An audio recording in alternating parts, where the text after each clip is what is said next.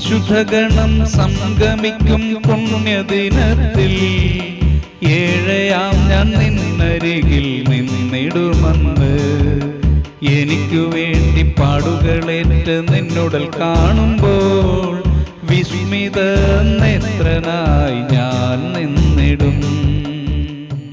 എഫേസ്യർ 1:4 നാം തന്റെ സന്നിധിയിൽ വിശുദ്ധരും നിഷ്കളങ്കരുമാകേണ്ടതിന് അവൻ ലോകസ്ഥാപനത്തിന് മുൻപേ നമ്മെ അവനിൽ തെരഞ്ഞെടുത്തു. പ്രിയമുള്ളവരെ, വിശ്വശില്പിയായ ദൈവം പ്രപഞ്ചത്തിന് അടിസ്ഥാനമിടുന്നതിന് മുൻപേ ചെയ്ത ഒരത്ഭുതം എന്നെയും നിങ്ങളെയും പേര് വിളിച്ച് ക്രിസ്തുവിൽ തെരഞ്ഞെടുത്തു.